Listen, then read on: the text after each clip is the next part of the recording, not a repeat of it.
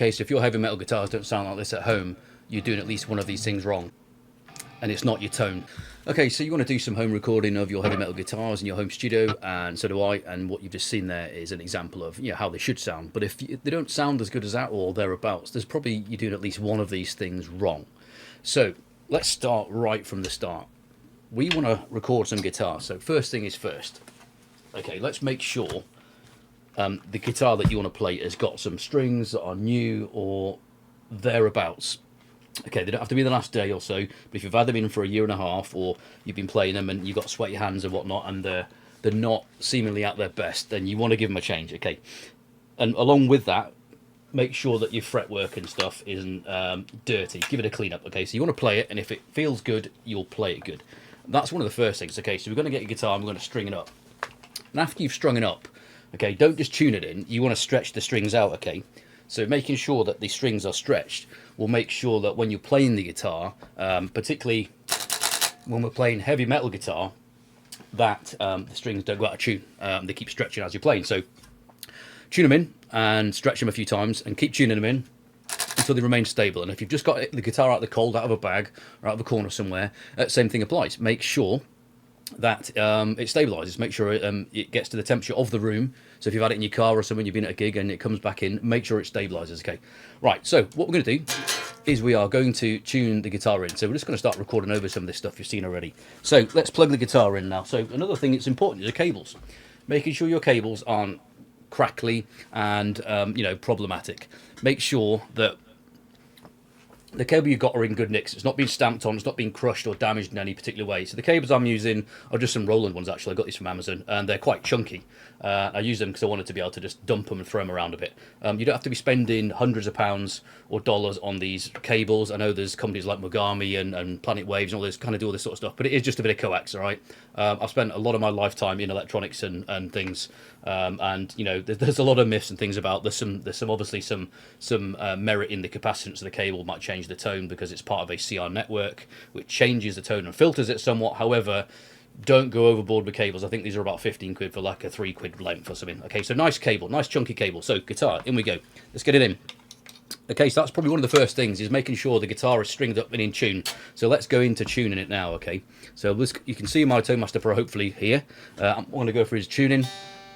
And this guitar I've got currently is in it's in G standard, but really low G. So I've gone up, I've gone down.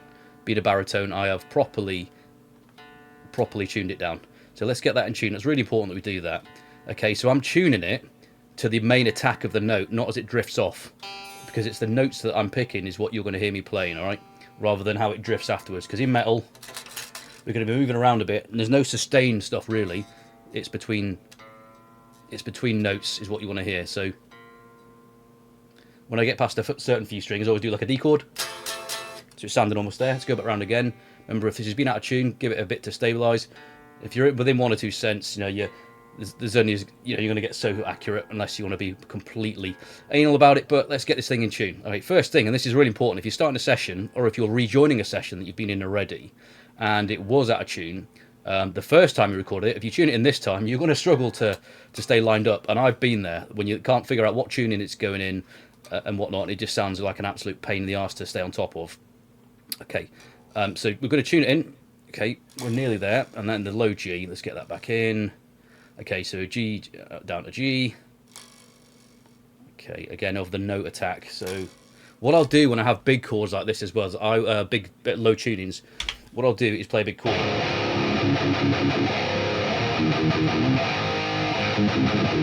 Making sure the guitar is relatively in tune with itself, and then so what I'll normally do is ring out a big chord.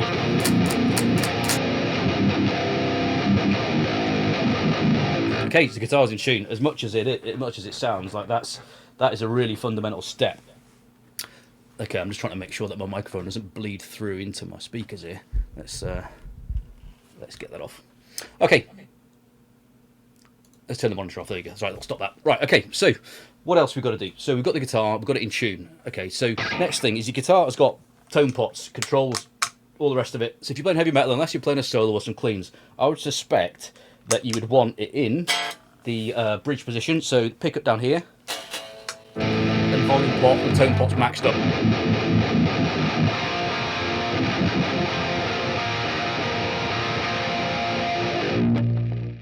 You can hear that monitoring.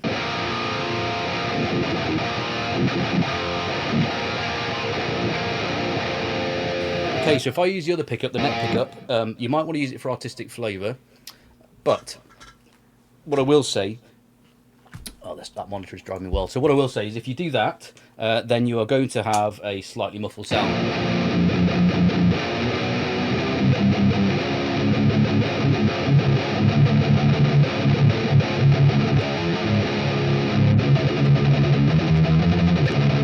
Versus the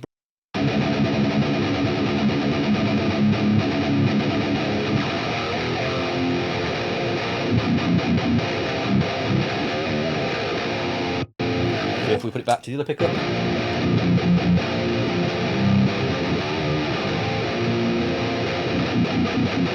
Bridge pickup all day long. Keep an eye on the tuning. Okay, and we will check the tuning again before we actually commit to recording. So we're moving on. So is it in tune? Have we got the right pickup selected and tone controls? Again, just to be clear, there won't be any of this up and down. I'll let the amp do the work. I want the guitar, the full signal of the guitar coming through. So that's what we...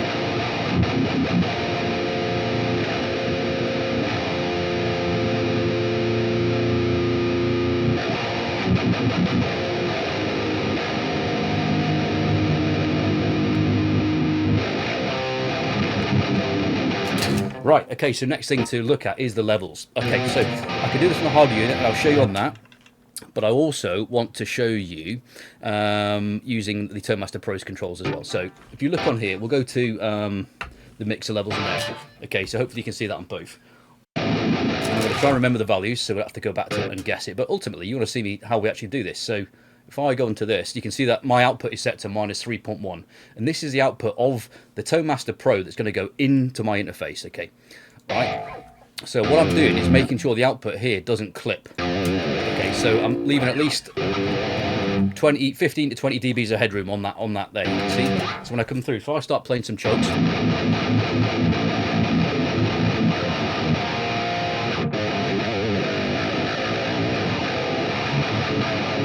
and I'm chugging as hard as I can.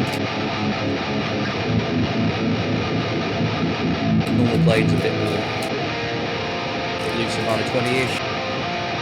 And I'm giving it the beans. Okay, so if I back that all the way off, if you back this off, what you'll get is that the output of this is too quiet, so that you'll have to increase the gain on your interface, and we'll come on to that in a moment. And whilst you're doing that, if this is low, you then have to increase the input gain to your interface, and that means that you're increasing not only the signal from your guitar, from the ToneMaster, or from whatever rig you're using, and be it a normal amp and a mic. If you raise it, you're also raising the noise that was in the signal chain too. So that's what people talk about, the noise floor. Okay, so that's too quiet. The fact that you can hear it, we often get led by our ears, but we want to make sure it's the signal doesn't clip. So we can go, keep raising it up. So I can do it on screen, or I can do it in the unit. I'll show you that. Let's keep cranking. So we're about -3 before, 3.1. I'm also keeping an eye on this USB level here. Just keep an eye on all that. This is what I'm sending to my SSL as an analog out into my audio interface here. So if we crank it all the way up then,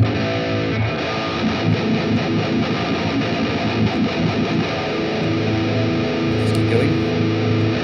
It's maxed, so output level is maxed.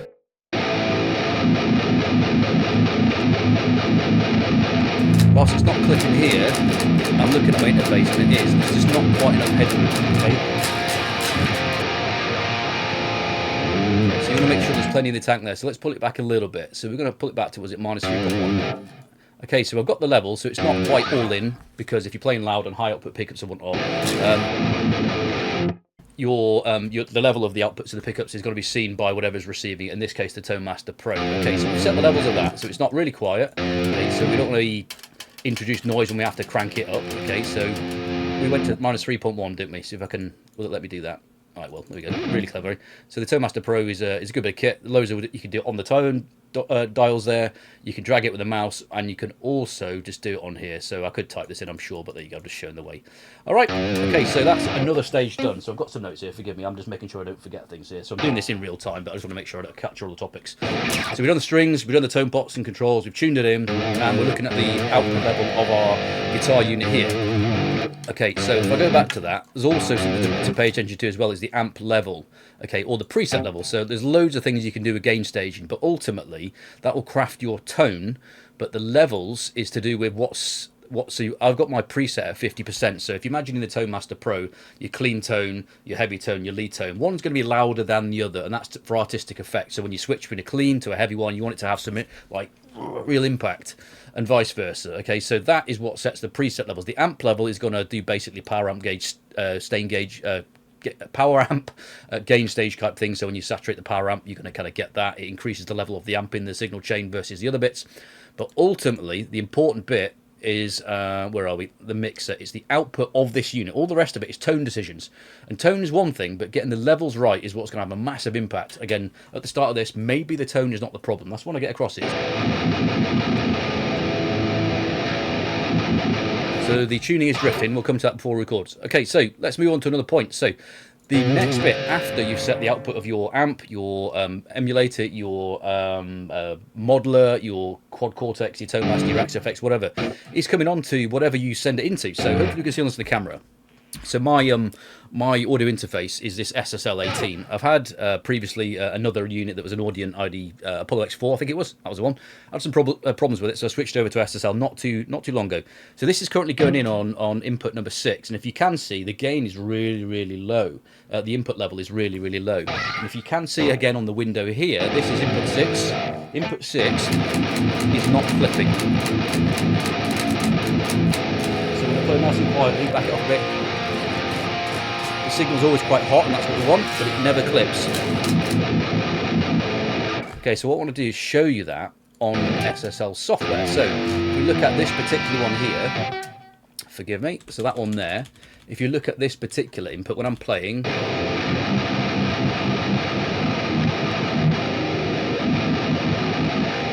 okay, so we've got a bit of a clip there now, okay, because I've been messing around in between recording. So generally looks fine.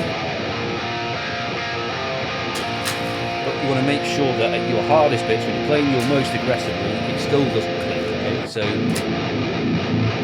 playing pretty hard there, but when you get the balloons, low end. Okay, there's one tiny one there, so I'm going to knock this back just a smidgen, all right? Just a smidgen. If I reset that, so that's what you want to make sure that you're keeping on top of live information. So when I reset it,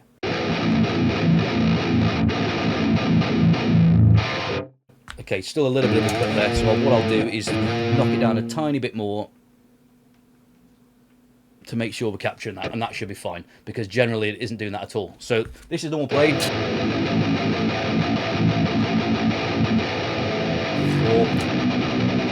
And you might notice I play this type of thing a lot, because I don't play other people's material, I play mine. Quite happy to play my own tracks, but when it comes to demoing, I'm after the most destructive effect, really. So I'm playing this because it's low end heavy and it's chuggy and it's really percussive, and it will really push whatever's receiving.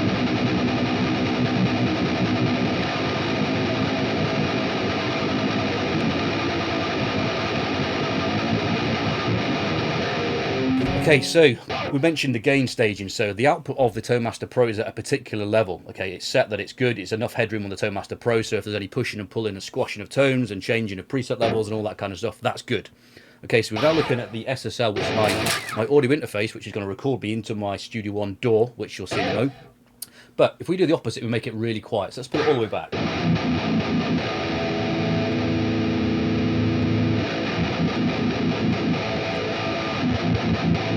Input 6.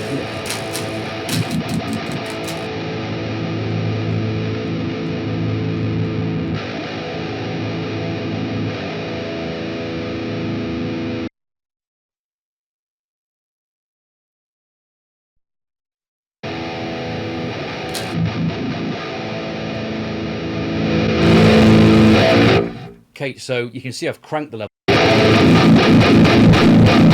Probably probably sounds terrible coming through your end, and it is in the room with me through my monitors, but you can...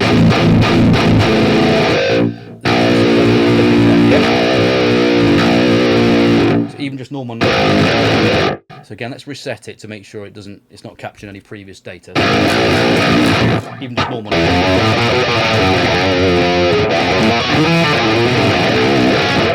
It's still too loud, okay? You can have it really quiet, and because of modern converters, they've got tons of headroom, being it 24-bit or whatnot, you can have them really quiet, and it allows you to put really loud signals into them. Whereas in the past, your Scarletts and your smaller interfaces, they haven't got enough headroom, so you have to really crank them and they come into your quiet. Okay, so what I'm going to keep doing is, the idea then, the key point is this, is not have it too loud so it clips. At the same time, have it as loud as you can without it clipping. So gain staging again from the Toemaster Pro is at a decent level with some headroom. So we haven't introduced like a small signal with, when we crank it, loads of noise.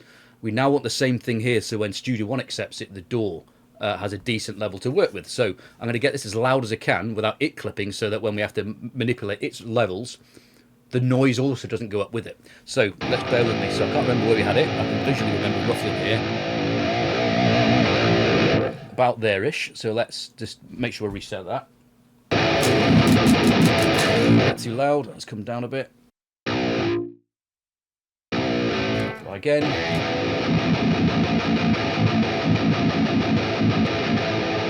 Okay, nice and easy. So you get the idea. Levels correct on this. Levels in the guitar. Through to that. Through to the audio interface. So we've got a nice, strong signal that we can use. Okay, let's just double check what we've got to capture next. Okay, so we've done levels, interface gain. Right, an important thing to note here is that when we actually come to recording the guitars, this is really important. So I've had a few friends ask me, and a few people from YouTube here as well, and I appreciate the questions. A few people have asked, how do you make the mix wide?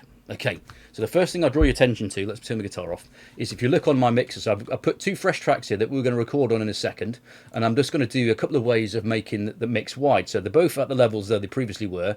You saw at the start I demoed a piece of me playing right through, but now we're going to deliberately mess around with the stereo field so it doesn't sound as good. Okay, so these are left and right, okay, one there and then the other one is here. Okay,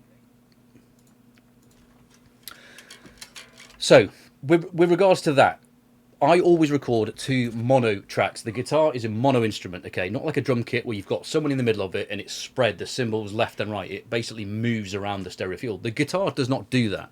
Whilst on the stage, live stage sets, you may have like a lead track going down the middle, and then it therefore hits both speakers at the same time and is left and right at the same time. If you want to hear a wide mix, you need to have separate guitars. So if you have a guitar left and the guitar right, the slight differences in timing are what create that feel of it being massive, because it's 2 separate performances. If you copy and paste one to the other, it sounds flat because they're the same, and you can also have a danger of phasing issues, because when you split left from right, one is inverted and it might sound a bit odd. So what I'm going to do first of all is add a track, and I'm going to add a stereo track and show you as to why you shouldn't do it. Okay, so this is heavy metal guitar. Right, I'm going to make sure this is capturing my guitar feed, which is on input 6. There we go. I come through. Okay, so I've armed that track now. So it's coming through in stereo, which is fine. So if I just quickly record a piece of this track then, so let's do that. Let's record a piece, so just pre-count the click, so let's do that.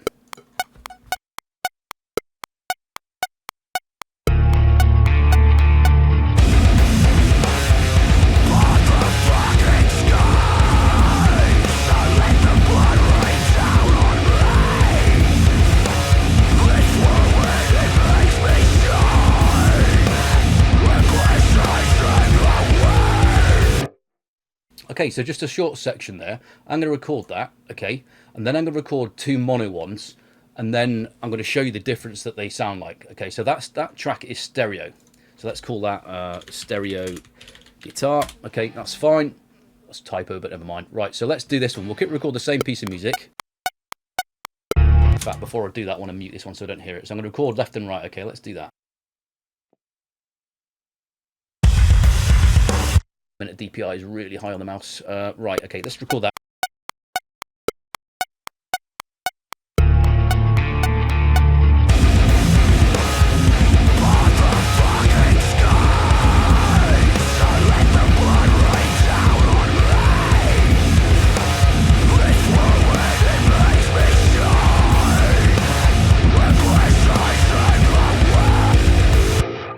Okay, that's one. Let's go on to the next one.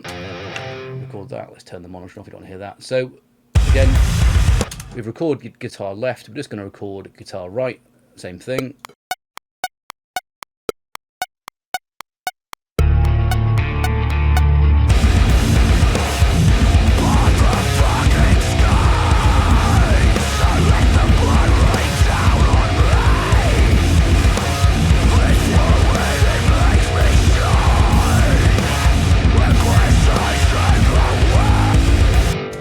Okay, right, so what we want to do now is listen to the difference.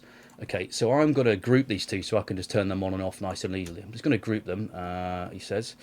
What tracks was that? So that was that one there, and then that one. I'm going to group them. Will let me group? Yeah, so I'll put guitar demo.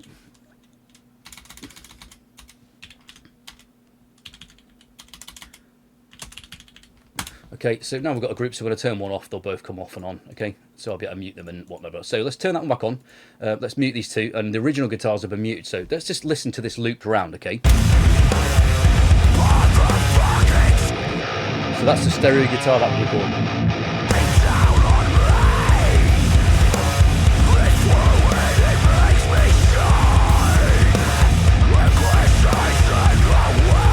Okay, I'm going to mute that and put the other ones in. Okay, that's the wrong way. Let's do that. Let's what do we need to do? Let's mute the top one and get that back in. So I can feel already that there's like two things pulling it, so it's a much wider performance. And back to the other one.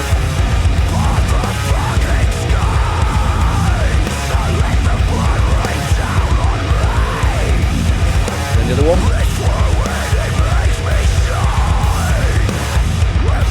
For the sake of fairness, let's do the left. Okay, I just want to double check because this one is sent to the guitar bus. So I just want to make sure the stereo one is sent to the guitar bus. Well, I'm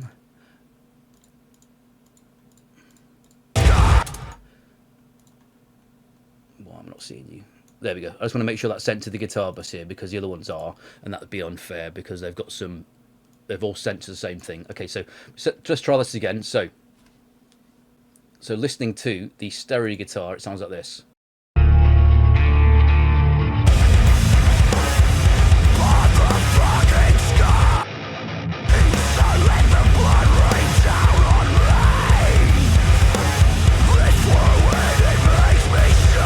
then the other two.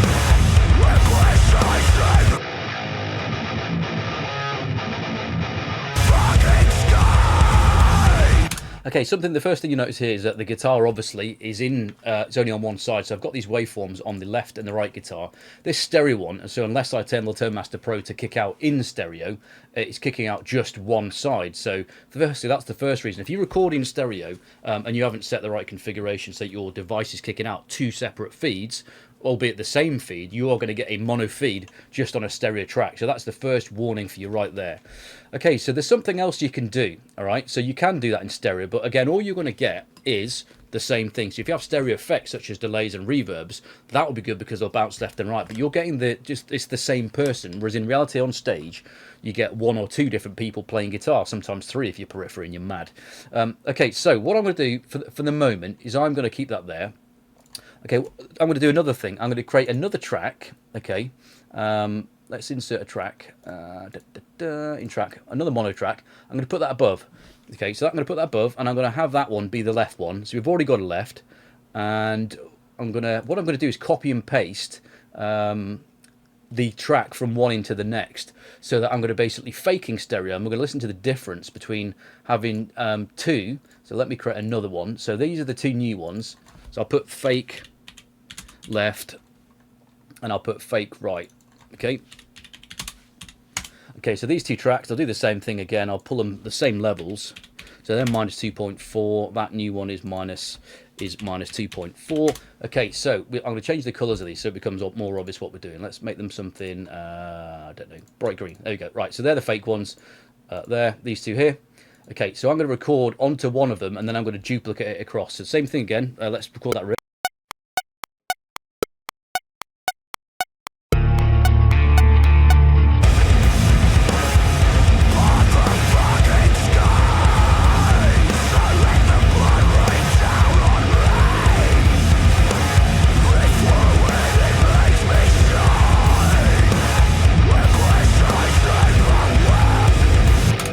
Okay, forgive there. So I had all the other guitars playing in the background, so that probably sounded a bit messy. But right, so what you also see a lot of people doing is they will have that's what they'll do there, to shift to the track. So they'll have this particular performance that I've just done. Let's go back. It's getting messy. This right. So what they'll do is they'll do that and they'll copy it onto the next track. Okay, and you might think, all right, what's the problem with that? Okay, but it's let's listen to what that sounds like. So let's listen to one.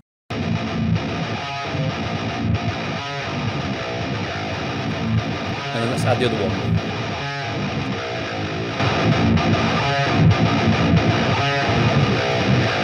So that's panned left and right.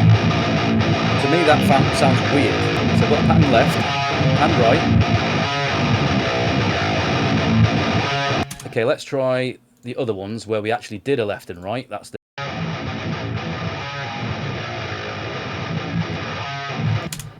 Again, let's be fair. So all the levels are fine, and let's double check that they are sent to the same. So those two new ones that we've just added, we need to make sure that they are sent to the guitar bus. Let's double check what's going on there. That's in there, I believe. Yeah, let's send them to the bus so that anything that's going on EQ, it all sounds exactly the same, just to make this a proper fair test. All right, so again, let's quickly listen to those two again that we've just recorded, our fake left and fake right, trying to make stereo from just one performance copied from one side to the other.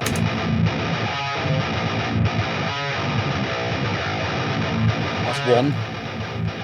Here's the other. To me, that sounds like it's going down the centre. It doesn't sound like it's stereo. Listen carefully. If you're on some headphones or some monitors, let's crank it and listen to it. If you're on a phone, you might not hear this. Okay, so that's the pseudo stereo, and there's a trick where you can add a couple of milliseconds of delay and mess around with it like that. But that's, you know, in the past before. You know, and I would say, if you're a competent guitarist, just record it twice. That's the first thing. Why would you want to fake anything? Play it right. Okay, so this is one track again. So the other two are muted. So this is one. Sorry, that's two. I'll group them then. Okay, so this is the other two then, basically. Left and right pan, but separate performances. So I can't hear the centre weirdness of them. They are just focused to the edges. Okay, versus these two again. So what we could do is just shift them across here a bit. Let's move them along and let's loop through and see the difference that we feel. Okay, that's probably a better way of doing it, isn't it? It was a bit clumsy. So if we start there, you'll hear one bit and then you'll hear the next bit of the other one. So this is the fake ones will be first, followed by the non-fake, so the actual left and right recorded. So again, just to be clear, this is a guitar recorded left, copied and pasted to the right side and panned full left and right. Just the guitars. So that's the supposed fake stereo. Actual stereo. Two separate performances. Okay.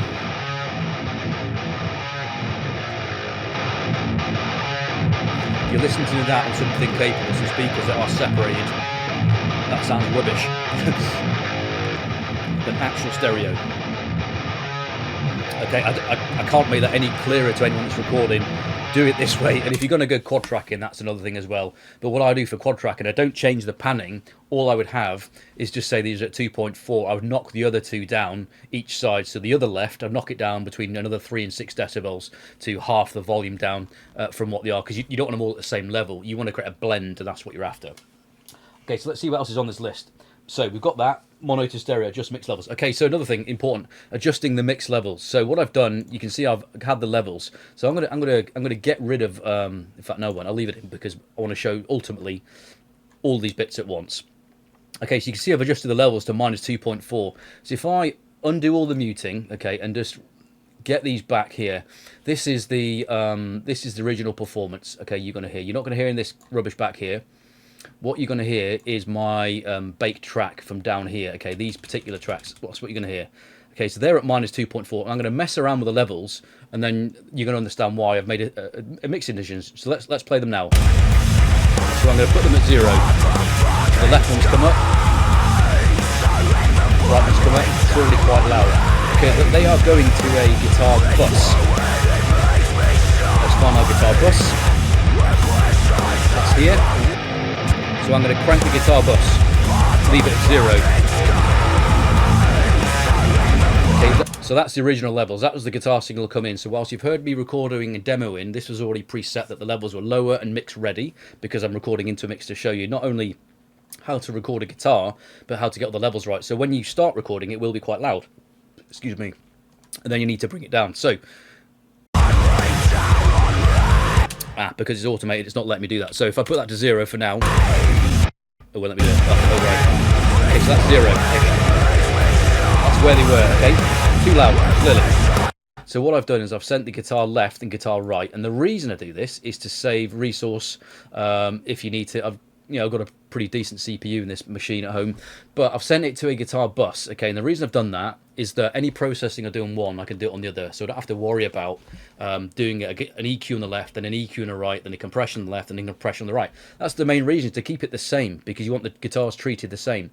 So if we go over to the guitar bus, which is over here, I'll show you what I've got on the guitar bus itself. So on the guitar bus, I have Neutron. Okay, so this is something that's I'm not going to focus too much on this video, but if you've got vocals, I've ducked the guitars somewhat so that when we are playing the guitar, you don't want it overpowering the vocals. Certain sections and certain phrases in the vocals won't be as loud, even though you're compressing that. There is some dynamic range, and when that happens, you don't want the guitar standing on top of the vocals. The vocal is the prime instrument of the track. So with Neutron, what you can see here, it's ducking certain areas of the signal chain, but only when the vocals are on. Okay, this is a topic for another video. However, okay, so EQ, what I've done. So let's just listen to the guitar bus. Okay, so I'll put that on. Okay, and listen to what I've done. Okay, so I've removed some mud there, about 5 dB, so quite a chunky cut around the low mid area where all the mud comes from. So I'll put that back in. Listen to it now. It becomes quite boxy very quickly. Take it out nice and clean. So the important thing is, how does it sound in the mix, and we'll come to that in a second when I turn these bits off. But again, putting it back in, very muddy. Okay, so this particular one here is a resonant frequency that I hear a lot, around about 700 on snare drums, on vocals, on most things. It just seems to be an unwanted, unpleasant frequency for us as people to hear. So a bit of a notch. Let's put it back in. You can hear it slightly, and take it out, nice and clear. Okay, another notch. 2.6K is quite scratchy, bit of harshness. Put it back in. Adds a bit more presence, but it's a bit scratchy. Sounds quite digital, but it's nice and smooth. Okay, that's gone. Okay, another. Round about the 4K again. Nails on a chalkboard, scratchy again. We're, as people, very sensitive to that frequency. It's not that you don't need it, it's just that we perceive it louder than other frequencies more easily. So the thing is to get rid of some of it, if you need to. So let's put it back in. Get it very quickly, comes very forward and very present. And take it away. Bit more balanced. There again, quite sharp. And that sort of thing will be clashing with your cymbals, with your sibilants and your vocals. Okay, and then a cut. Anything after, you can't even hear it. You can kind of feel that in the room through it if you've got some decent tweeters, but you can see most of the signal has dropped off down here, so you don't really want it anyway. So if you can't hear it, you're not losing it. All right. And same with the low frequency down here. As it starts to really go off here, you just any of that. If you look on the range, that's minus 70, minus 80 dBs. You ain't going to hear that. So a bit of rumble there, but you're going to have a bass guitar fill in that space anyway. So, okay, so now we'll take the EQ off. All of it. Okay, that's the guitar before you EQ it. Now put it back on. Now, much more balanced. Okay, so the next thing, what I've done is a bit of saturation. Again, this is almost a video for another time, but this black box HG2MS is a bit of saturation. So let's solo what I've done. Added a bit there. There's a level of saturation, and just adding a bit more sizzle to it. Take it off. So that's it with it off. Back in. It's almost that the low treble, so the high mids. Take it back off. Flat. Bit more push, we'll put it back in. And then finally, Pro MB, so a multi-band compressor for when we're chugging the guitars. So when I'm doing, if we can hear this, that creates a bit of chaos in the mix when you've got a kick drum, you've got a bass drum, same thing, sorry, and you've got your bass guitar going. You want to create some space for that. So you can see every time that there's a harmony, you kind of, and for this particular, if it's the dun-dun-dun-dun, that is very different from. So if I play an open chord, there isn't any. There's a lot of low end for the mix to handle. So if you're recording, it's great in the room, it being big and powerful and like in your face and flapping your trousers. But in reality, you want to be able to crank the volume of the whole mix and not just the guitars in the room. It's not about having it in isolation. Okay, so we'll listen to that. Then take it off.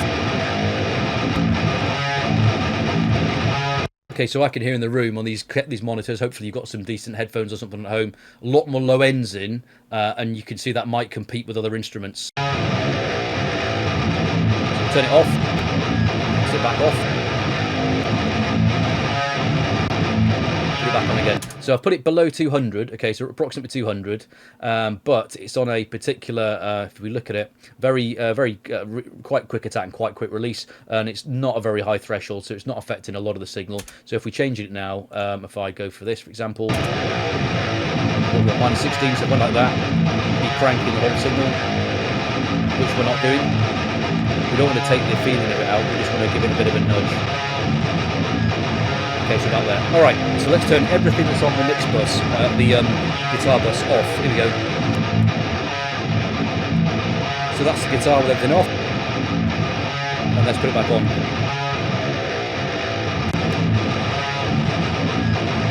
A bit more aggressive, a bit more in your face, but what we've done is we've got rid of the bits we didn't need, but also made it perceptibly a bit louder by giving it the saturation. Okay, back in the mix. Okay, so what we've done there is we've also got the levels before we messed around with them because we were being silly. Let's get these levels back down. So if I pull them back down, so they're going into the mix bus, but if they're at 0, then everything's going through at full. So there's other guitars, we can see there's harmony guitars and things going on. So these particular guitars, what I've done is lower them a bit too. So this one here, lower it to like it, happy with it.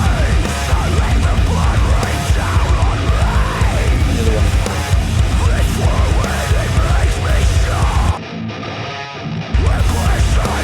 Thereabouts.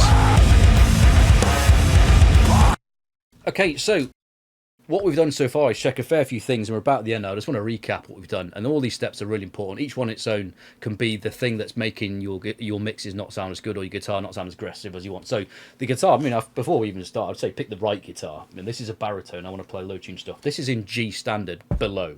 Okay, so newish strings, stretch them, tune it in. Okay, tune it in at the start and tune it in just before you start recording. Tone pots, okay, making sure that everything is as loud as it can be when it comes in, because if we adjust the gain staging of all these instrument pieces, like the hardware modeler, the interface and the DAW, so Studio One here on the screen, if that is at the level that's low, and then you suddenly turn it all up, you're going to clip it. So have it all at maximum signal level. Really important that, because if you then decide to change pickups and go to bridge or maximum output for a nice bluesy, creamy solo, you're going to clip your interface and your modeler. So set it at maximum output to begin with. Doesn't mean you can't play with it later, but set the levels there. Okay, so we went back to the ToneMaster Pro, and we quickly looked at the levels there of the mixer, making sure that we weren't clipping our signal again. So between 20 and 15, or 15 and 20 dBs of headroom there to make sure that if we do blast it, we're fine, and it giving it a bit of space to not overload and saturate the converters. Okay, that's another thing. We also looked at our interface. So for me, that is my SSL18 there. So if we look at input number 6, which is my one here, where are we? That one there. So I can hear my tuning's dropped a bit already. Okay, it's not clipping, so we are hot, but we're not clipping. Okay, really important. Levels into Studio One. Okay, so if we arm this particular track, which one was that? That were, yep, so if we just do that so you don't want to hear that noise. Level-wise, what's it coming in at? Make sure it's not clipping in Studio One. Again, you can see there, nice levels, not clipping, even when we're doing the naughty stuff. We've also set the levels in the mix to taste, so -2.4, so it blends with the guitars and with the drums and the vocals. And we've also sent them to a guitar bus. And what we've done there is make sure that we've EQ'd it to taste, that we've taken some of the low end out, we've put a multi-band compressor on it. That was just around here. We've had a bit of saturation, but the multi-band compression and the EQ are the biggest steps, really. They're the most important things, okay? Get rid of the mud, get rid of some of those annoying resonant frequencies, cutting off the bits you don't need so you don't flatten your mix. If you've got really heavy guitars and they're drop tuned, they will produce more low end than your average guitar will anyway, just because of the tuning. So the fundamentals are going to be much lower. So if you don't need it, get rid of it, okay? So what else have we done? Panning left and right. So we had the tracks. We tried doing the pseudo fakery. If you record it as a stereo, you're still going to get mono. It's going to be flat. If you record it, there's one caveat to that. If you record it, if you want to do a lead kind of a stereo effect, and you can do indeed stereo cabs. You had one cab on the left. For me, that's the VH3. Let's look at that. The ToneMaster Pro. If I had, for example, another cab and split the signal path, some people do this, but you know, when it comes to recording it, I'm telling you, the best way to do it is to do 2 separate performances. It's 100 times better. So if this output was to stereo, for example, there are ways of doing it on this. I don't do it often, but there's a signal chain kind of thing you can do. You can decide like FX loops and whatnot. God knows. That's the time for another video. But when we split the signal path, you can do that, okay? But if you're doing lead stuff, you're going to hear the stereo delays bouncing left and right, and that's great, that's fine. But if you're recording like this and you think because you put the stereo in, you're not getting stereo. Also, if you copy and paste the same performance from left to right and just pan it left and right, that is not stereo, that's just dual mono, okay? And you're going to get phasing issues, it's going to sound really odd and weird because it's both hitting the speakers at exactly the same time, it's the same performance, and it sounds pants. Okay, so what you need to do as an absolute minimum is stereo track the guitars left and right as we've got here. These 2 tracks are my actual performance, and you split them left and right. Okay, so you get slight nuances in the timings. We might be able to see that if I zoom in on the wave. Let's go back to that. If we go back to the waveform, let's just enlarge this bad boy. Let's pull him up, and then let's pull this one down, get some more room. If we were to really zoom in on these waveforms, we would find there'd be slight differences in the two. Okay, let's really do that then. So if you look at them, let's zoom in to hell. I feel I've got the wrong cursor piece going on here. Let's do that. Let's zoom in some more. Okay, if you look at the waveforms there, they are not the same, okay? They are different performances. They'll be very, very similar. This is representing the low frequency thing, I think, here with a chugging bit going on. But you can see these waveforms are not the same. There's a bit there, for example, that is not in that one. So it's these slight, let's see the low peak there, or the bottom of the sine wave is not the same as that. And these subtle differences are what create your performance. You're after a performance. You're not after a copy and paste thing, okay? Right, okay, so let me just double check. I think we've captured everything there. Quite a long one, this, but we're going to do a few more videos after this as to, you know, to dive into certain issues here. Okay, so, again, just to recreate, if your guitars didn't sound like they did at the start, you know, maybe you're doing one of the things wrong. I hope this has helped, and if you've got any comments or any questions, please do let me know. And if you could be so kind, please do like and subscribe and share the video and share the love, and I'll see you soon enough for another video. Thank you very much.